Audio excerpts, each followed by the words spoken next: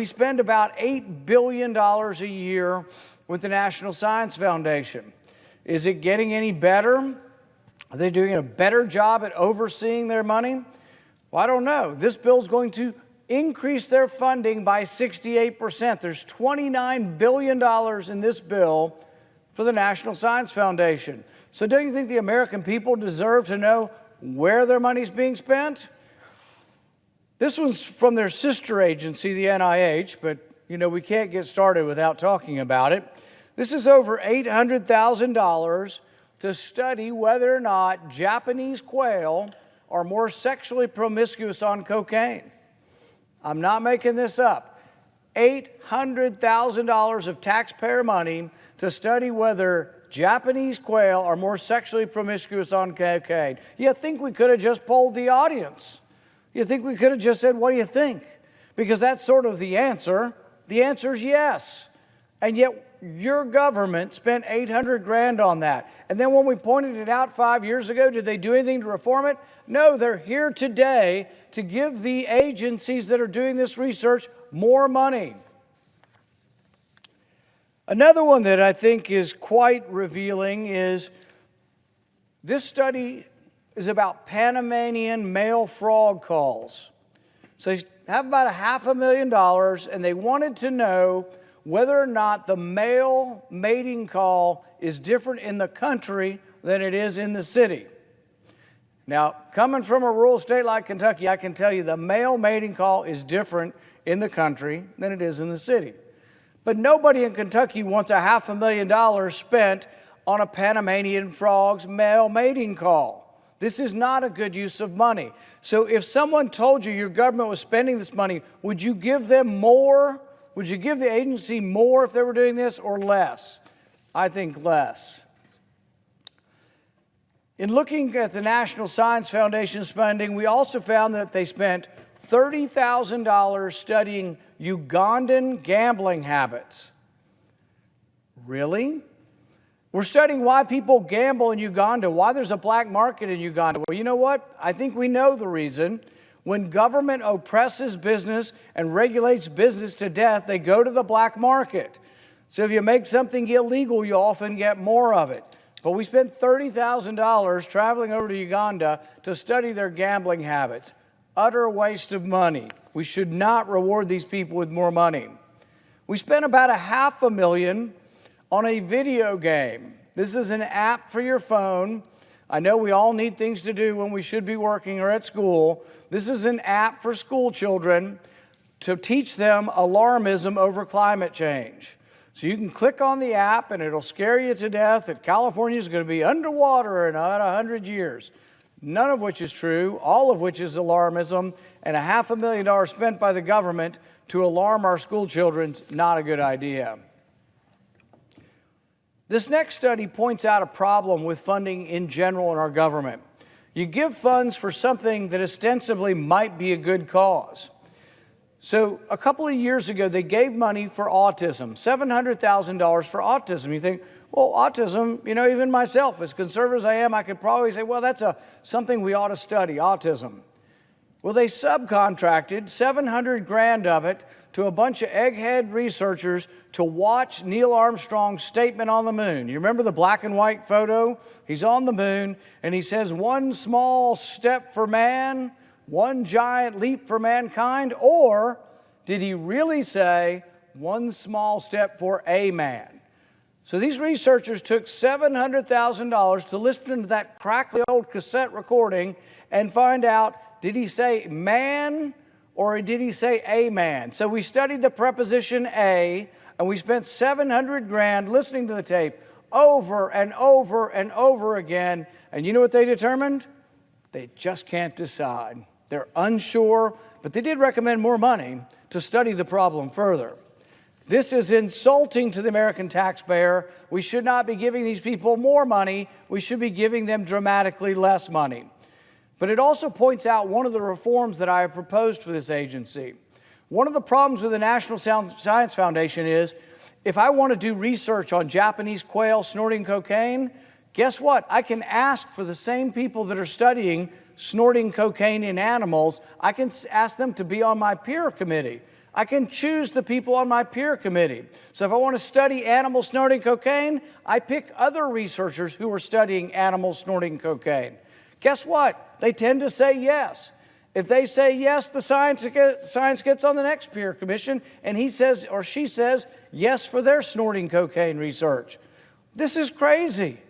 We should not let these so-called scientists pick who's on their committee.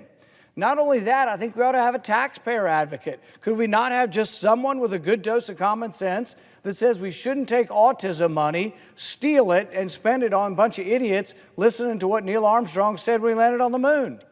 So that is part of the reform that we should have. One of my other all-time favorites from the National Science Foundation, this kind of goes back to William Proxmire and love and happiness. They wanted to know if you take a selfie of yourself while smiling and you look at it later in the day, will that make you happy? Really?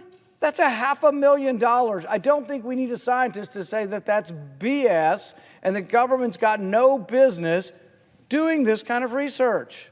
I don't even know how you can even call this research with a straight face, but it goes on, year on, year on.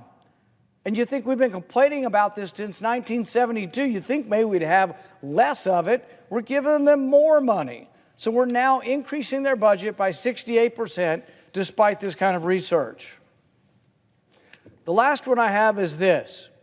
We spent $1.3 million on insect ranching. This is money that was sent to study whether or not we could put insects into animal feed. We spent another $3 million, though, wanting to know if humans would eat ants to prevent climate change. What will you do, America, to combat climate change? Will you eat ants to combat climate change? That was a study. This is not science. This is ridiculous in nature. So, Mr. President, I would argue that instead of increasing their money, we should be decreasing their money. We also need to have oversight on where our money is being spent. There's a great deal of circumstantial evidence now that NIH money went to the Wuhan Virology Institute. There's a great deal of evidence, at least suggesting that the pandemic may have started there. We don't know for certain. I'm not saying that it did, but there is evidence now that suggests that it might have. Number one, there is no animal host for COVID-19. We have not found, of the thousands of animals we tested in the wet market, none of them had COVID-19. When you take COVID-19 and you try to infect bats, which is where most coronavirus come from, what do you discover? You discover that COVID-19 is actually not very well infected in bats. The bats don't catch it very easily. It seems as if COVID-19 is most adapted for humans. But if it came from animals, shouldn't there be an animal host that is readily infected by this? The other evidence we have in the last couple of days is confirmation that 3 individuals at the Wuhan Institute got sick in November of last year, sick enough to be in the hospital from a virus that was previously undisclosed. They worked in the Wuhan Institute. We're told this came from the wet market lab, from exotic animals, but not one animal tested positive for the virus. So we have an amendment we're hoping that will be adopted by this body that says gain-of-function research, as defined by the NIH in 2014, will not be permitted in China. We will not fund it with American dollars. But it's like so much waste in government, I think there's no reason to be sending any money to China for research. They're a rich country. For goodness sakes, we're worried about them outcompeting us, stealing our intellectual property, and then we send them millions of dollars to do research. Why don't they spend their own money? And do we trust them enough? Are they open enough to tell us what's going on in the lab that we want to give them money? I think without question they have not shown this. And now we're finding out that people were sick in the lab in November. No more money should flow to China for research on gain of function, which means increasing the virulence or pathogenicity or the transmissibility of COVID virus to humans. So I urge this body to adopt my amendment, which says from here on out, China doesn't get any money to create superviruses in a lab, and we should continue to investigate this because 3 million people have died worldwide. We've disrupted the entire world's economy over a virus. If it came from a lab, We need to know it, and it needs to be fully investigated. Thank you, Mr. President. Senator from Kentucky. We may never know whether the pandemic arose from the lab in Wuhan, but we do know that so far no intermediate animal host has been discovered. Thousands of animals at the wet market have been looked at. None of them have carried COVID-19. We've tried to infect COVID-19 into bats. It doesn't grow well in bats. It seems most adapted and suitable for humans.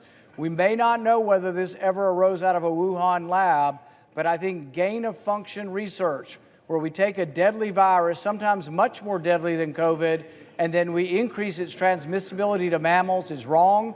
In 2014, NIH stopped all of this research. I'm using the same definition to say any gain-of-function research should not be funded in China with U.S. taxpayer dollars, and I recommend a yes vote. Thank you. Mr. President, I ask unanimous consent to vitiate the 60-vote requirement for this amendment and yield back time. Is there objection? Without objection.